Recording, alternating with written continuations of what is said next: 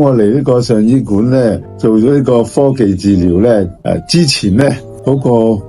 前列腺咧，半夜咧就要一晚咧都要去1次或者2次廁所嘅，半夜要起身嘅，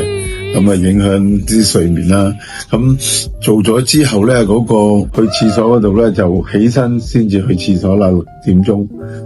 咁啊就有呢個改善啦。咁同埋咧嗰個做呢個科技治療之前咧，嗰個腳咧就有水腫嘅，同埋嗰啲靜脈曲張咧